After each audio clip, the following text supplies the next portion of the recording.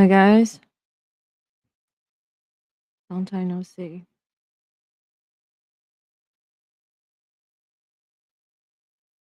Oh, I hope like this live stream gonna be good. But also on the other side, I feel like today, since the internet has been so shitty, so I feel like not a lot of people are gonna tune in at this random hour, 6:43 Eastern time, and I'm truly thankful for anyone who is tuning in right now for this random live stream. I didn't do any preview or I didn't do a previous tweet to let everybody know. But I definitely have to say the last 48 hours hasn't been an easy one for me. Like even though I generally speaking, I think I'm a very diligent, strong mentally very strong person in a lot of way. But it's I think the when you experience this level of physical pain, you kind of lose your mind at some moments because it's just very hard to bear with those painfulness. I I mean, but but this is not the first time I broke my arm. The last time I broke my arm was I remember like 2021 and end of year 2021. It was almost I think at winter time. And I still remember at that time when I broke like this part. Also the same lefty side for the whole night. I couldn't sleep. And at that time it was I think it was much more painful. Oh, I don't know if my tolerance for the pain has increased over the years, but last time literally I couldn't feel anything. I was so afraid that I went to emergency like ER immediately that night. That was 2021. But this time I actually waited for almost like 36 hours until I actually make the decision of oh I'm going to urgent care to figure out like how severe this is. But to be honest, I really don't think urgent care changed that much, except the fact they will do an X-ray for you and tell you, "Hey, Meina, you have like two bones fractured. It looks complicated. You should go to orthopedics." This is like every single time I'll go to the ER, they will tell you the exact same thing, and then you go to orthopedics, and then they will say, "Oh, place our eyes," or they will continue just monitor. And every week, every other week, you come in, you do some motions to stretch yourself. Ah,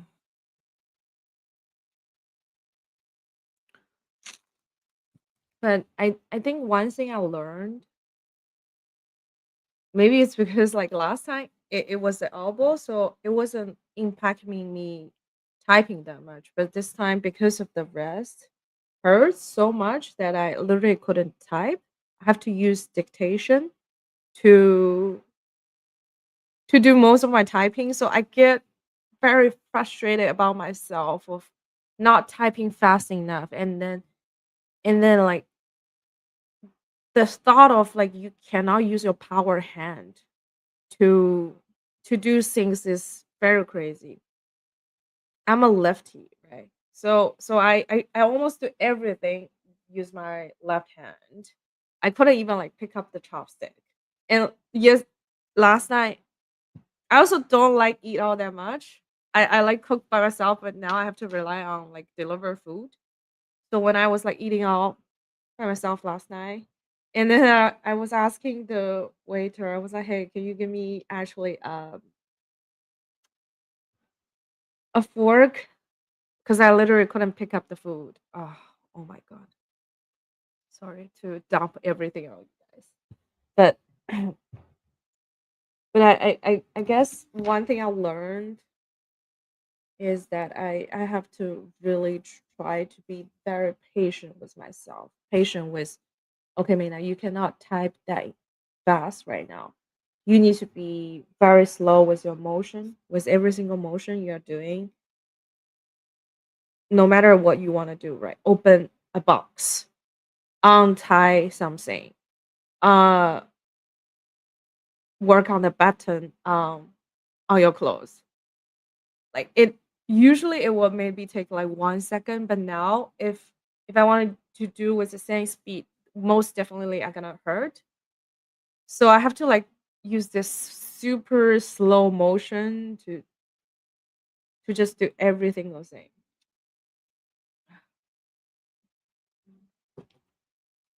The worst is I cannot open the water bottle.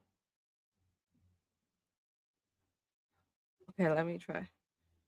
Literally, like yesterday when I went to the office to co-work with my co-founder, and he saw me trying to open the water bottle. He was like, "Do you want me to maybe open a couple of your bottles for you, and so that like you can carry it home and you don't have to like open it by yourself?"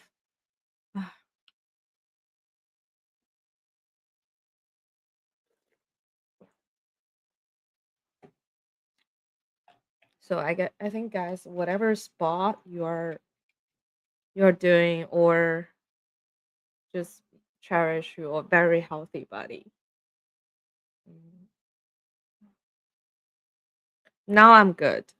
I have accept the fact that I'm not mobile enough. I cannot type quickly enough. It's gonna hurt from day and night for probably the next 1 to 2 weeks, and then I will slowly gain my motion back. I'm already in the acceptance phase for for this. Mm. So so that's why I want to come online and chit chat with you guys a little bit, to update you guys.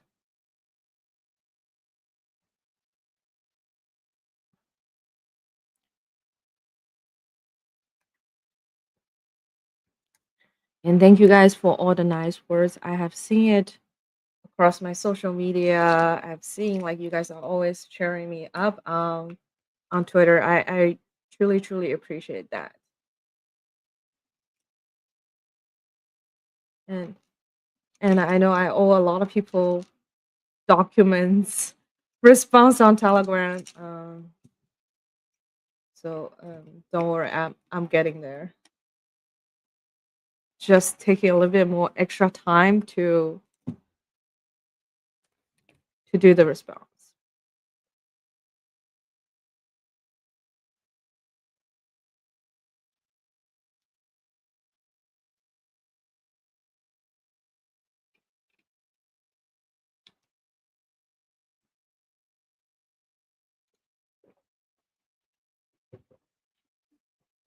And the thing, the reason why I'm always lifting my hand is because like if you don't lift your hand, you're gonna get a lot of like bruise. All the blood gonna condense here. So that's why I'm always like lifting my arm here, keep it above my heart.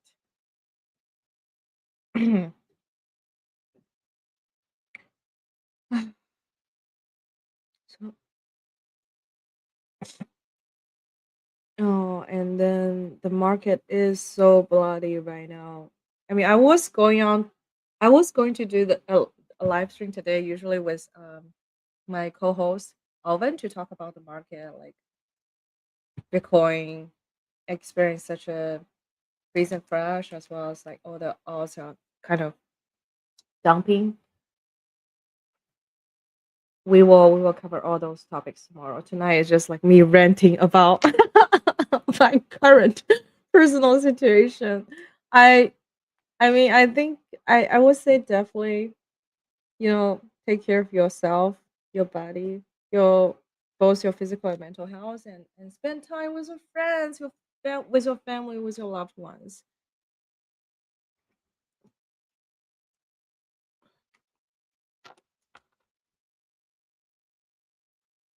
Mm. You will always have more time to build. Mm.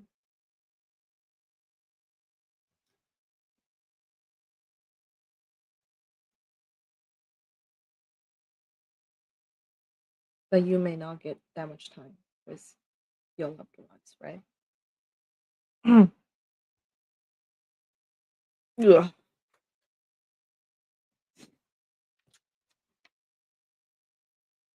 Okay, now let me check messages. And I think the timeline has been very, very quiet um, during the last several days. Everybody is kind of like disappointed by the market. Another thing is the Cloudflare situation this morning. That's why like building an application or building a website, a product, whatever, right? If you are too dependent on a certain piece of infrastructure, you definitely face that situation. And a lot of time, even though you trust like one of the counterparties or the infrastructure partner so much, but they, I guess the world is random enough so that like as long as you are looking at this over a much longer time spectrum, you will always encounter those very small probability chains of events. And that's why I always said that like whenever you're dealing with your personal finance or dealing with your house concerns, you would rather to be extra safe and be diversified in a way so that like you are your portfolio or your way of dealing risk is definitely going to bail you out from those extreme situations. And don't you guys think like the world has become even more random and more extreme after we introduce AI, after we introduce robotics to the world? Because like the timeline is kind of expedited in its own way.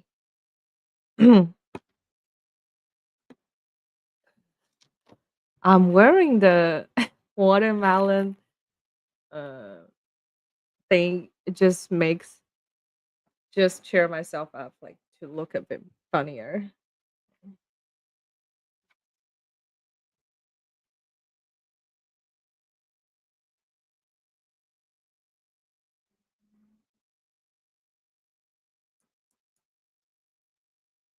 How have you guys been? How has life been treating you? I hope like life have been treating you guys very well.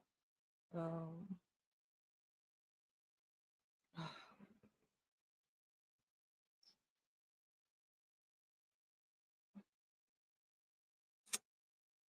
another thing, oh, I now I also understand why a lot of creators or mm, artists they want to put themselves into a certain amount of pain because literally like all the pain that's that's how my body is inducing me to think a lot about life, about philosophy.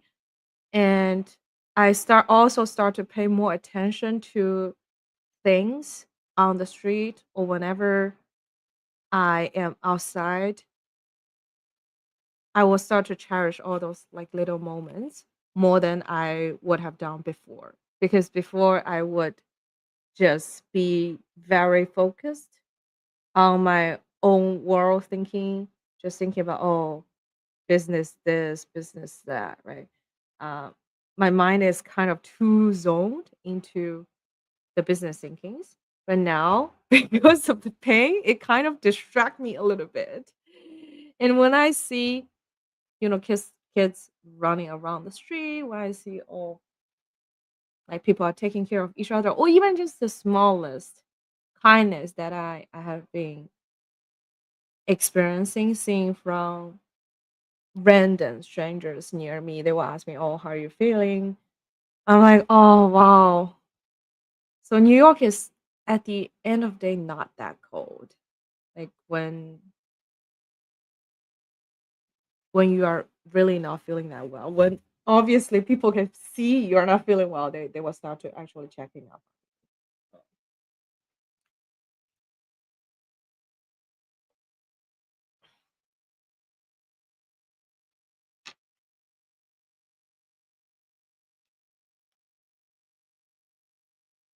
I also Um, because, uh,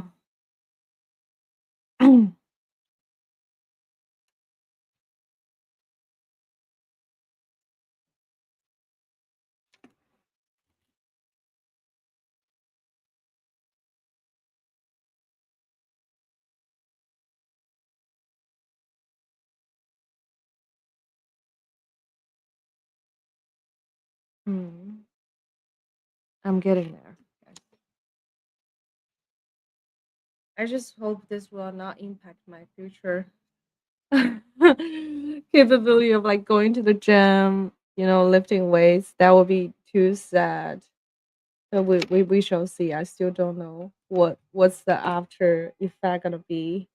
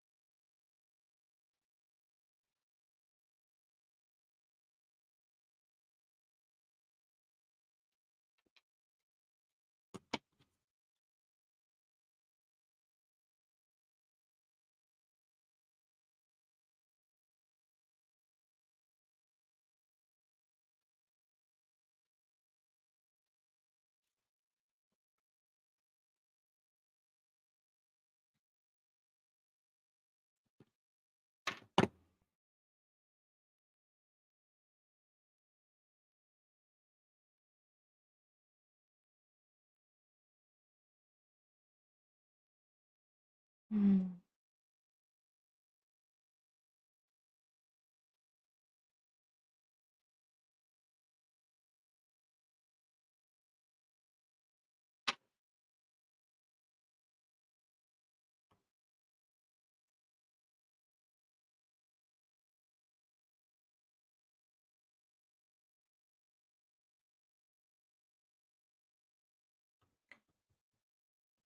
Oh my god, my parents are messaging me because I literally told my mom this morning. I was debating if I should tell my mom about this because I know she gonna be very much worried about me. But I also know like if I don't tell her right now, and if like when I go to the orthopedics, if they tell me I need more procedure, they're gonna panic more. So I'm like, okay, mom, here's the thing, and then she already started to ask me, oh, should should they come to New York to take care of me? Da da da. Ugh, I can't do it.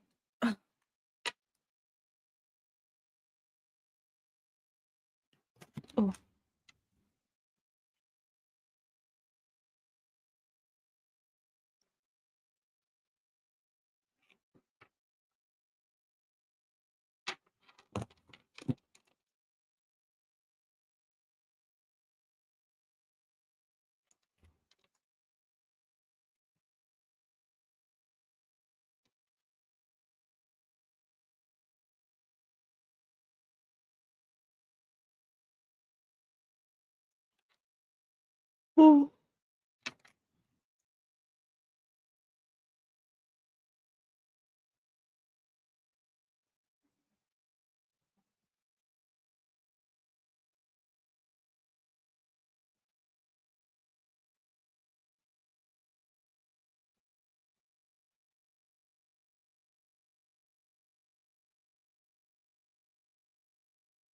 By the way, have you guys seen the most recent launch of Abe app? What do you guys think about it?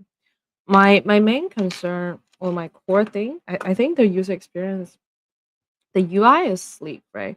But the fact that it requires KYC, requires a lot of like user verification, and it's like giving selected users the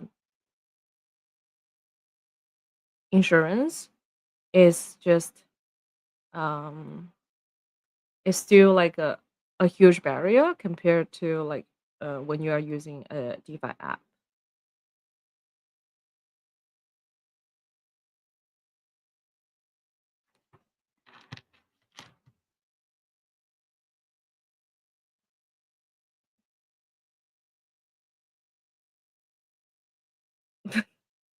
Oh.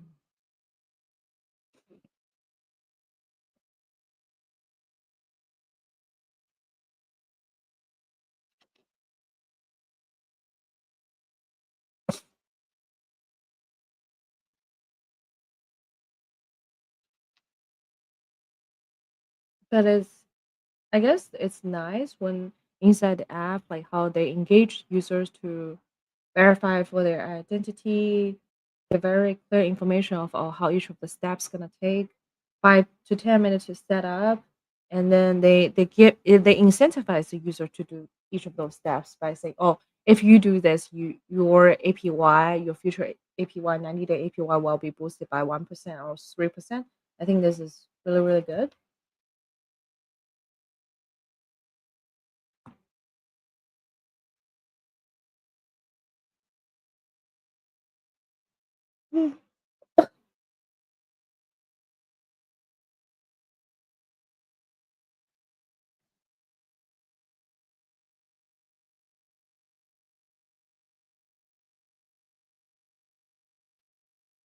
I really miss the fact that I can type.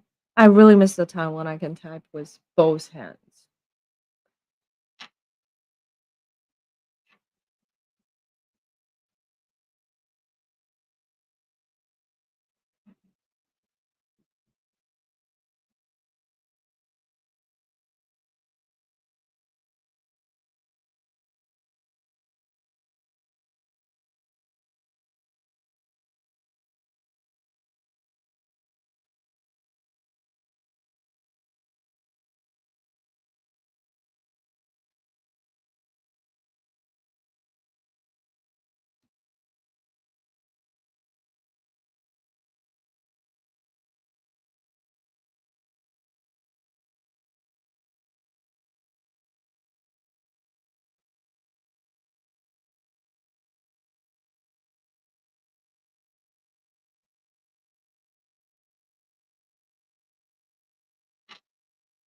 Mm.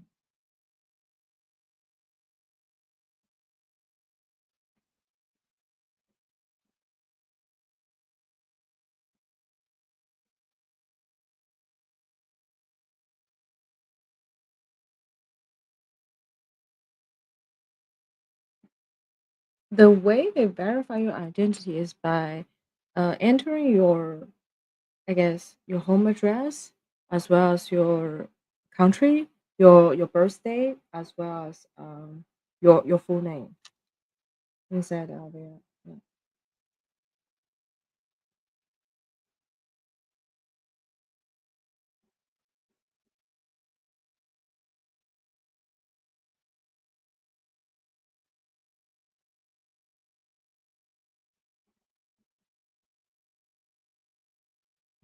And then it looks like if you do 24 referrals, you can get up to 2.5% APY, APR, not APY, the non-compounding one. And then if you do, let's say 10 referrals, it's like plus 1.6% of APR.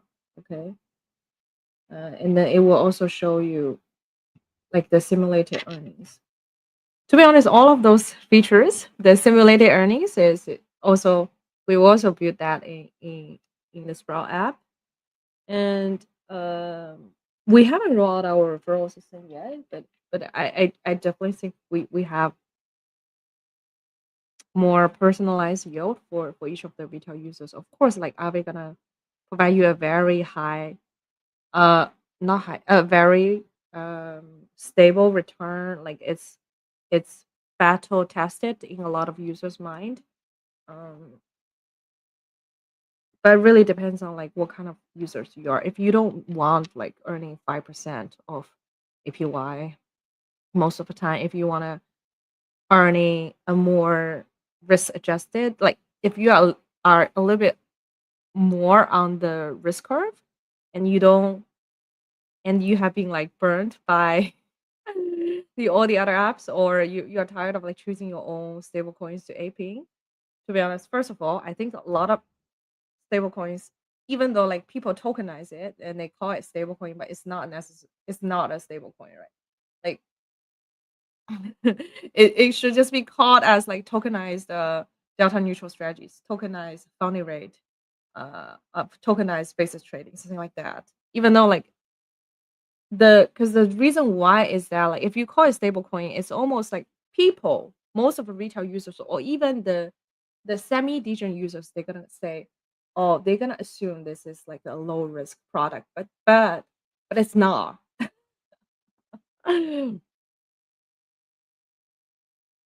Like, are you dealing with like junior risk or are you dealing with senior risk? It's a there's a huge difference, and I think like if you're if you are I'm always in the belief zone that if you are dealing with higher risks, then your rewards definitely need to make enough sense for you to bear with that risk. Versus like for some of the strategies, you are bearing a lot of like unspoken, undisclosed risk, but you're not earning the upside for those strategies. And even what's even worse is some of the curators or protocols, they will tell you that's how they have been utilizing their funds underlying, but they are not put first providing the transparency to you. Second, like they are not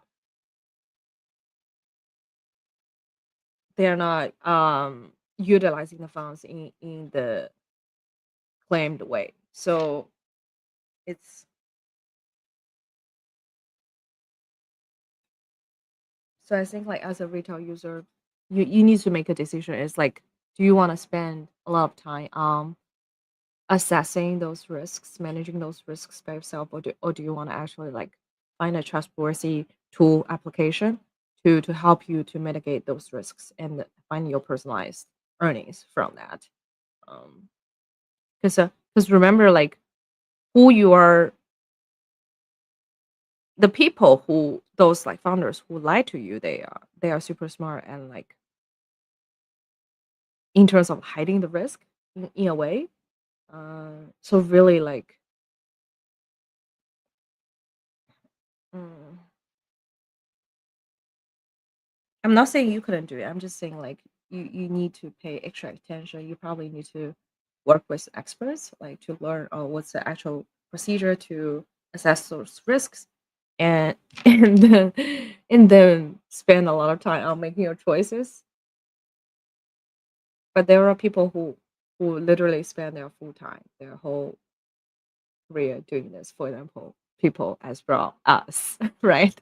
We spend all of our time talking to our partners, no matter like we integrate them or not integrate them. We spend all of time on analyzing the data, on checking like their smart contract risk, on checking the underlying mechanism. Mm. That's why like we are so confident. Okay, those are the protocols that we decided to work with. It's not because of anything else. Oh,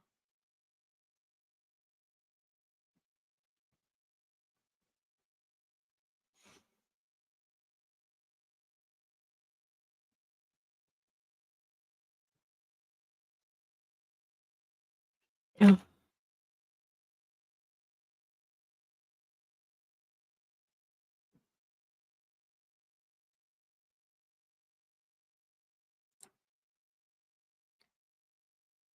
Okay, enough ranting about those things. Let me check what are people actually talking about CT right now. Introducing. But I think it's a good push. I want to try the Avi app more and give you guys the feedbacks. Um, this just means like our mission and our vision as well uh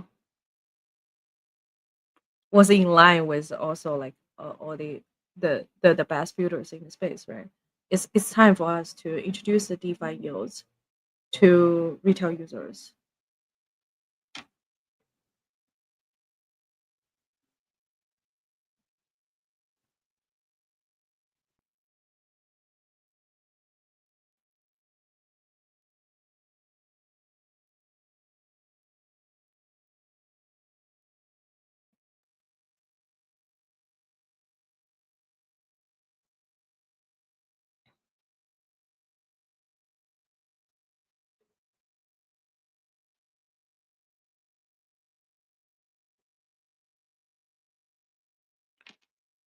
literally. Mhm.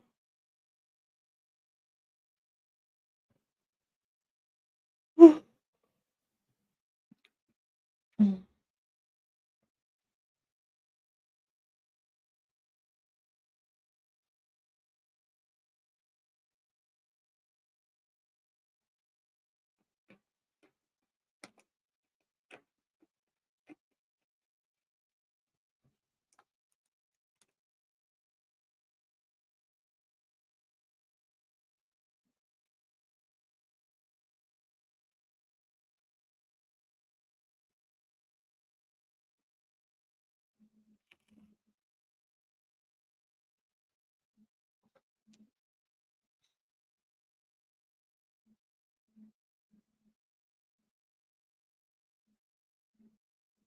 Tokenized stocks and equities. Mm, the best. There was one person tweeted, this is Psycho. He says, I strongly believe the next 10x in adoption will come from tokenized stocks or equities.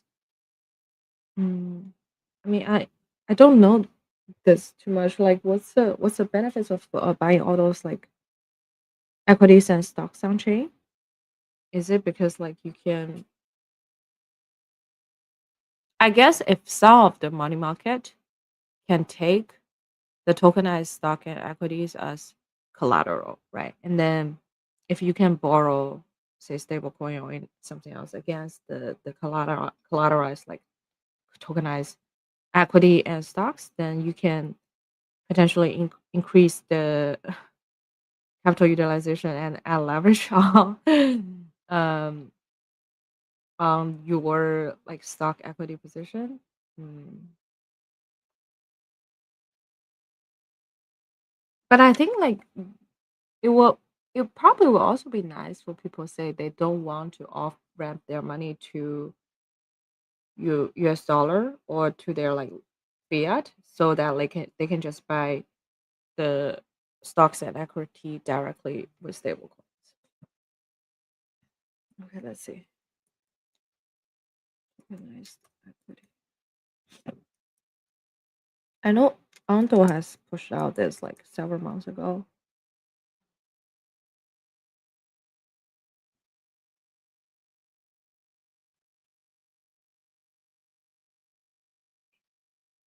Oh, which one makes sense?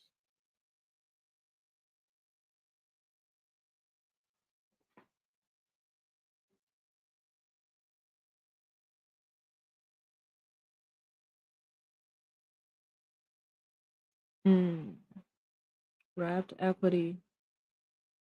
'Cause- oh yeah, and there are differences for those like tokenized equities and stocks. So you have like synthetic equity products that just like use, I guess, the derivatives to mirror the price action of the stock, or you have like wrapped equity product, whereas the equity is like custodied off chain, and then you have the digital representation created as a token.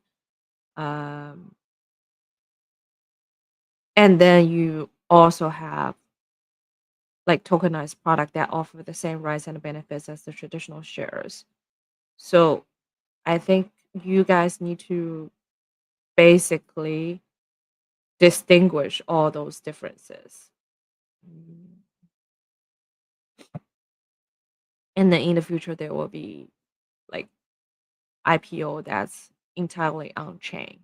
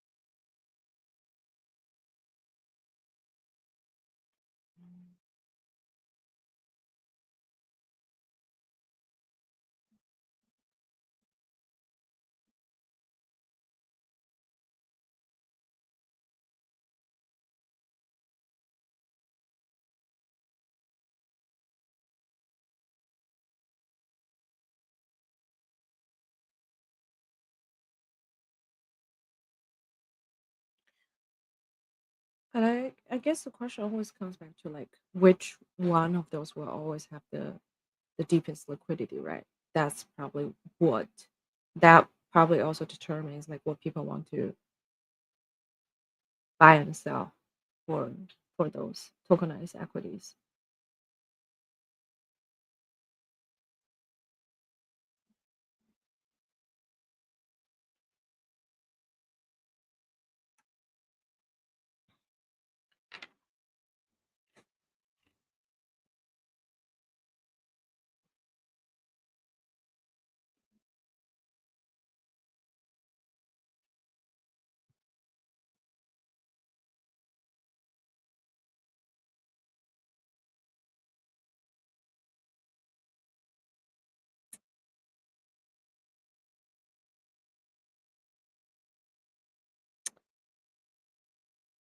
And I think like right now I today the fear okay, let's oh my god, I moved too fast. Today, let's see, the crypto fear and greed index is literally 15. And I know a lot of people have been like talking about this. But let's track together, right? So like you can see during the last 1 year, right? When we get into the red zone this year, like during March, then it's this usually those timings marks the local minimum of like Bitcoin price.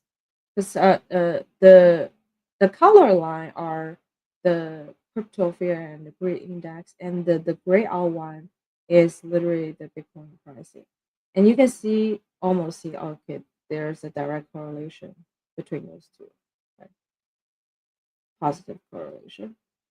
Okay, let's zoom out. This is from 2023 to right now, 2 years.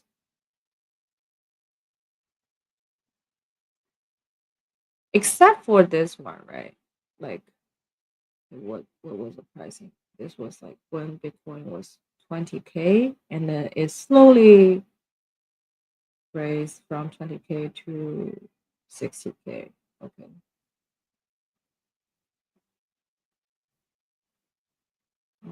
We haven't got that bearish. Hmm.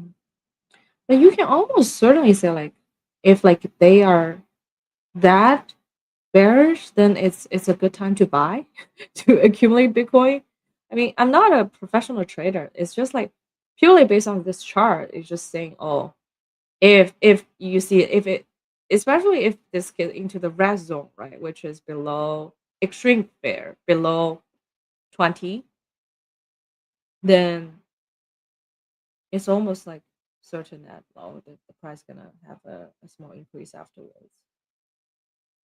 I mean, of course, like I guess like this, you the Bitcoin price can further drop for a couple of days or have a couple of weeks, but if you DCA here, like during those like red zones, I think you'll be fine. And then you, if you wait long enough, say 6 months, a year, you will see a bounce back, right? Unless like uh some war happened in this world, I don't know.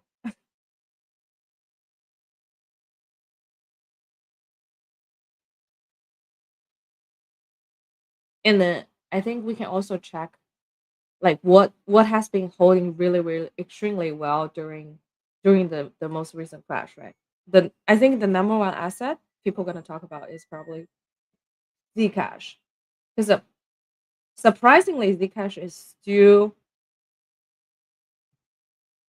$600. My god, it's crazy.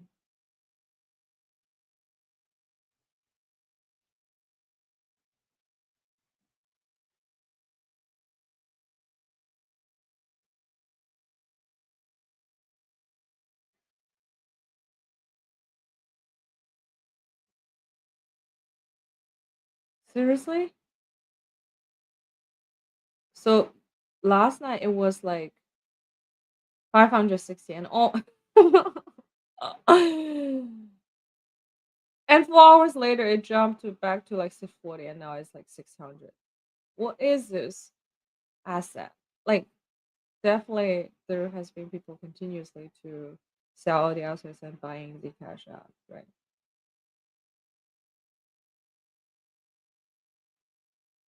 My God.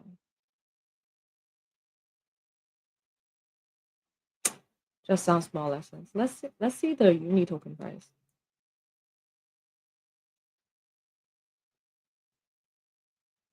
So several days ago, I mean, literally like 10 days ago, I think the Uni Foundation say they turned on the fee sharing switch, which like make the Uni token immediately jump from $6 to $9.71. So it's almost or it's more than 50% of jump at that time, right? From here to there. And then now it's like going back to 7.39. But oh, actually, I want to know like how much daily fees are they accruing? You can literally like model this out, right? What does it mean when they say the uni fee, which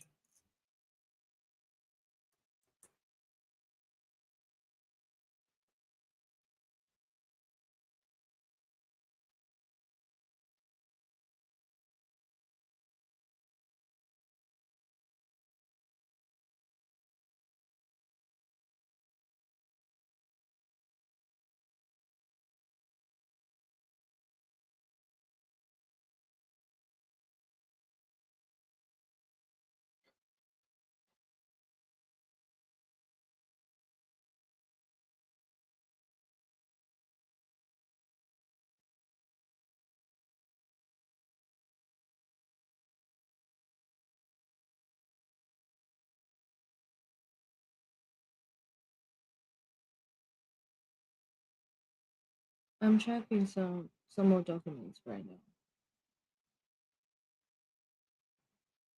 So it literally says the unification proposal introduced a token burn of around 100 million uni token, which is like 12.5% of the supply. Okay, and activates the product fee to reduce the circulating supply.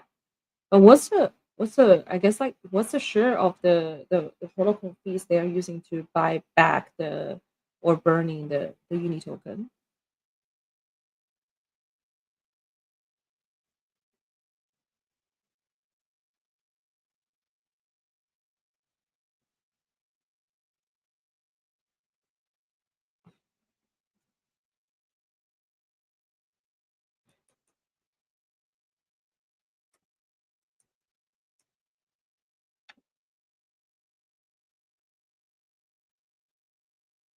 Hmm. Let me research a little bit. So let's check DeFi Lava, okay?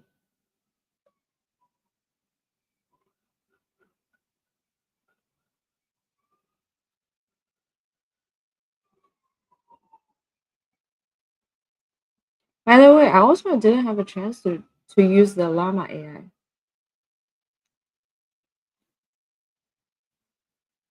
So for the annualized fee for Uniswap is 1.2475 billion.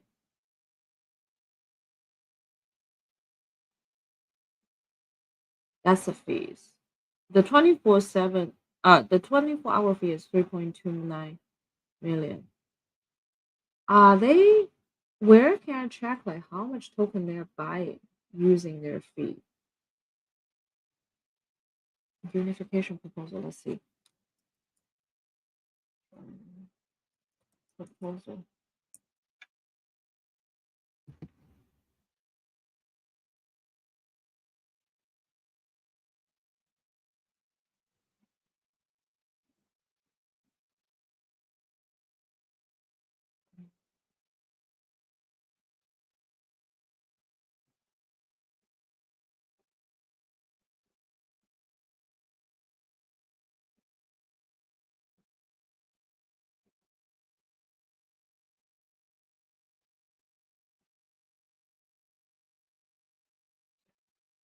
They propose, okay,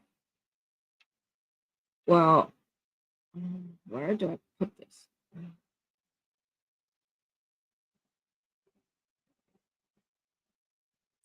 Turning on Uniswap protocol fees and using those fees to burn Uni.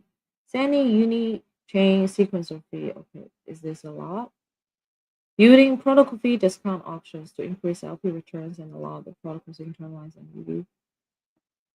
Developing aggregator hooks, turning Uniswap V2 into an on-chain aggregator that collects fees on external liquidity. Sure. Okay, this is already done. But this hasn't, have they disclosed like how much Uniswap protocol fees are have been using to burn Uni token? Like, have they disclosed the percentage?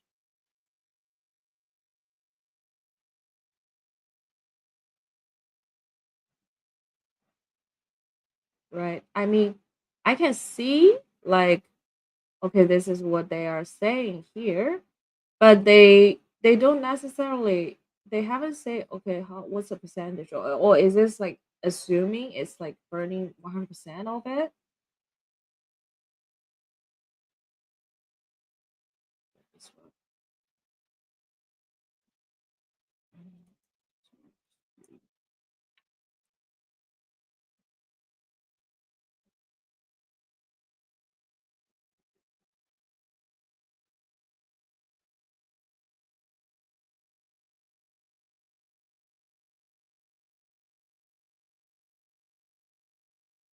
Okay, so I think the number is somewhere. They said point zero 0.05%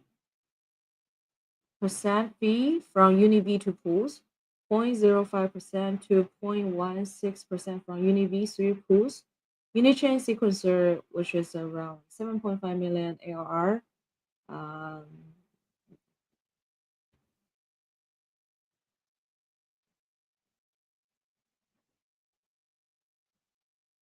and the MBV internalization is around like 700K to 3.2 million additional Uni token burn based on historic. Okay.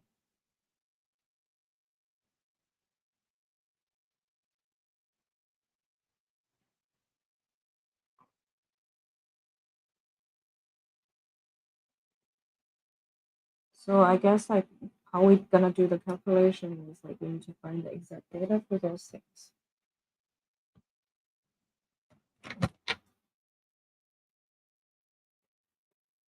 Have someone already done the calculation? Sorry. Right now my mind is so now my mind is lazy. It's more like oh. Okay, I will tell you the exact reason why, but please don't laugh at me. It's like more like no, whenever I type right, I use this and then it's kind of like slow. And then when I'm not streaming, then I will use the dictation functionality to say. Okay, maybe I just do. Maybe let's see if I can use ChatGPT to this.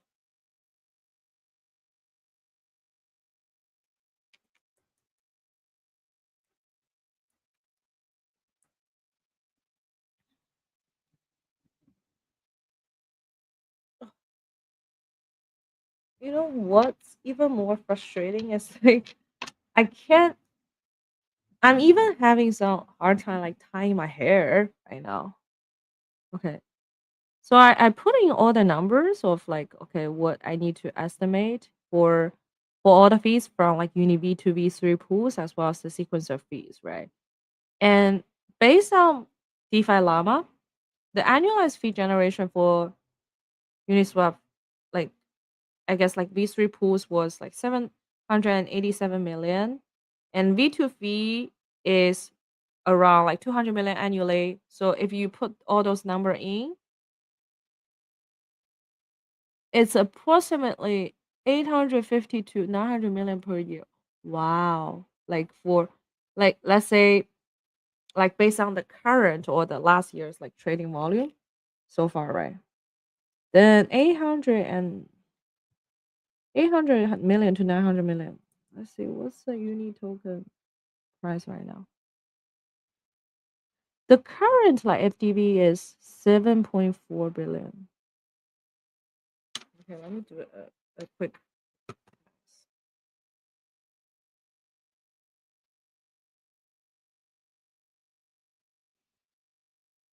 Purely. Mm,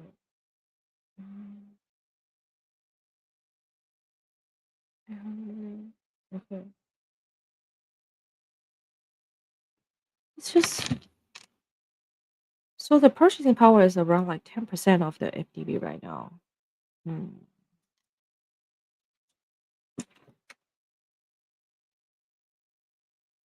Well, it, is that a lot? A lot? I think it's.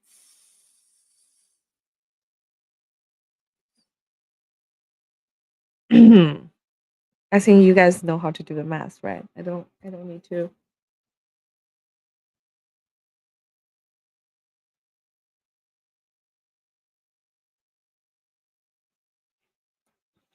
So let me just. How do I?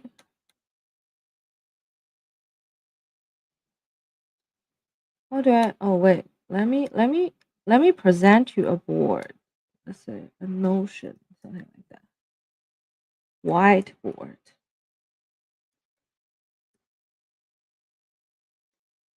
Sorry, I'm finding a whiteboard. Okay, for live stream.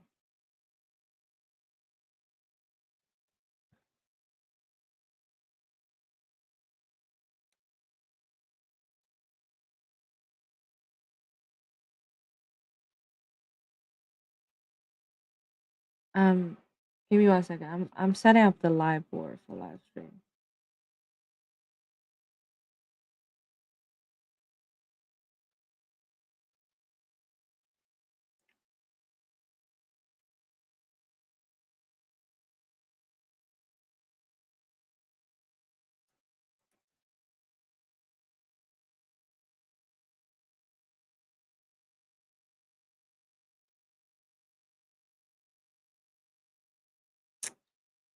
Mm,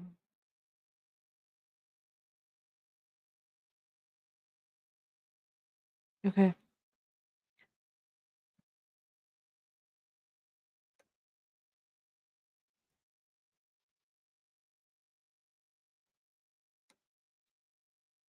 Can you guys see? So this is like the rough calculation that I just used ChatGPT, right? So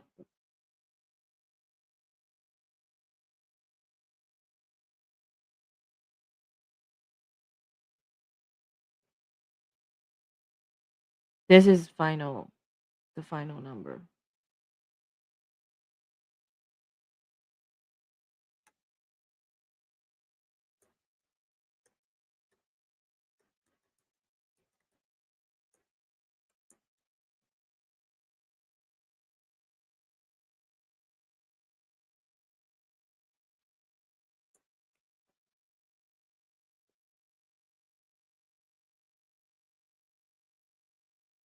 So right now, if you check CoinGecko, the uni token FTB is 7.4 billion. So the estimated like economic value of like all the money, right? Whatever they say, the NVV internalization, the Unichain sequencer revenue V2 V3, gonna which will be like, and then every year you buy 0.85 billion. So uni is literally trading at its like 8 to 9 times its annual economic throughput. Um,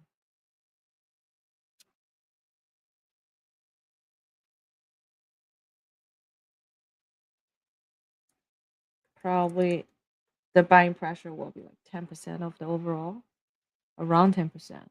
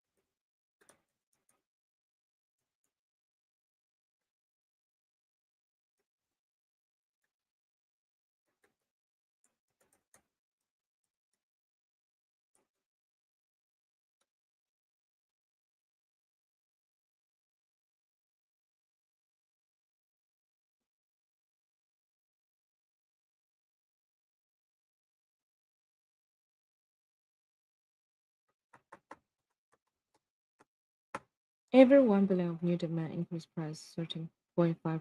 Okay. Yeah.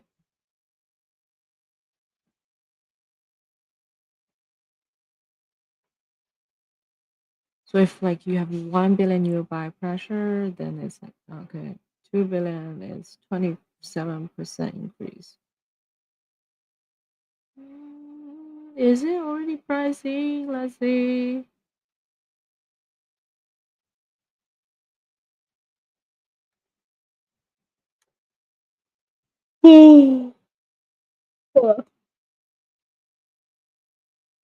Hello, welcome everyone to my live stream.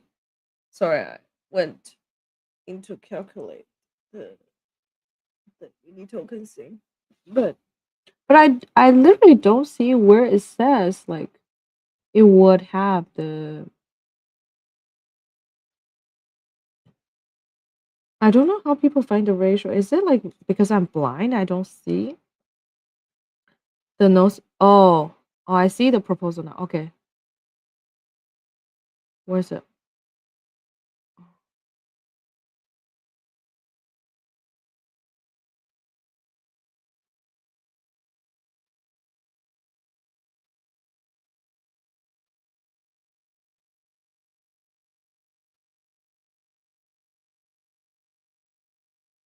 Oh, now I see the details. I see. I see. Okay, I will bookmark this. So here, fee roll out over time, starting with unique V2 pools and a set of V3 pools that make up to 80.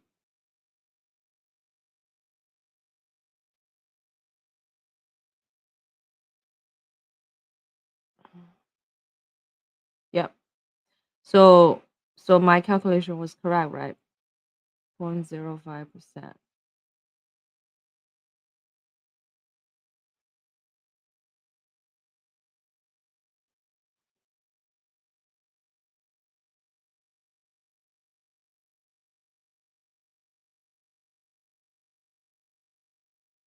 Oh wait, I think then my fee was like way too underestimated because the estimation that I just did was based on their already annualized fee. But say if before like everything is attributed to LP, right? But now they are allocating 5 over 0.3%, which is 1/6 of it, then basically it's like 1/6 of the annual fees. Oh. So it's way more than what we just estimated. Okay, go back.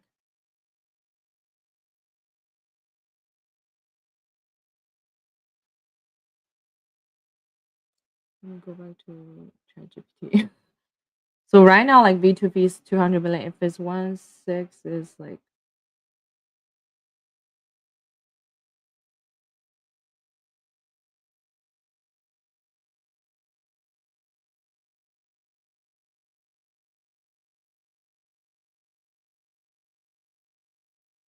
oh, it's good. Okay, got it. 200 million, 700 million.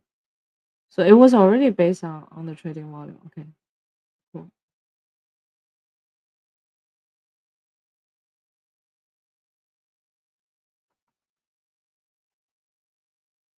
600 million. Your portion might be 400 to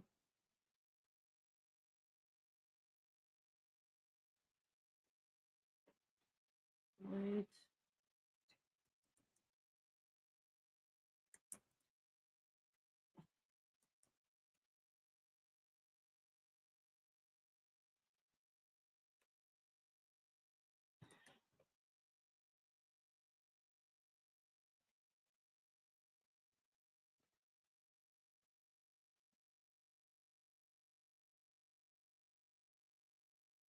Oh, I think that should. Mm. Going back to what it says, these pools. What are the fees for? Would initially be set to one fourth of the LP fees for 0% per 1614. Okay.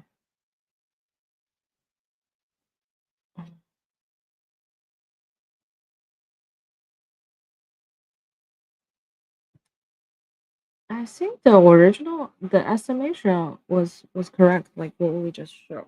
Probably even a little bit lesser than what just shows like previously. If we go to the board here.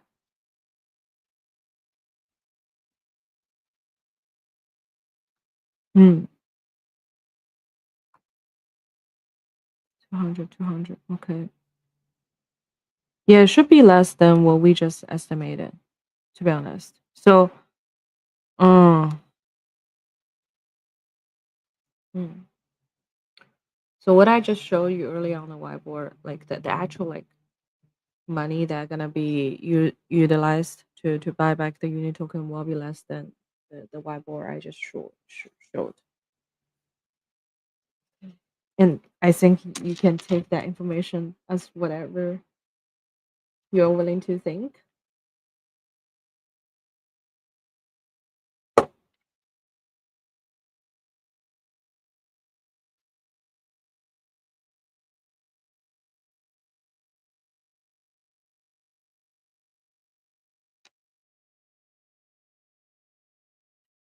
Oh my god.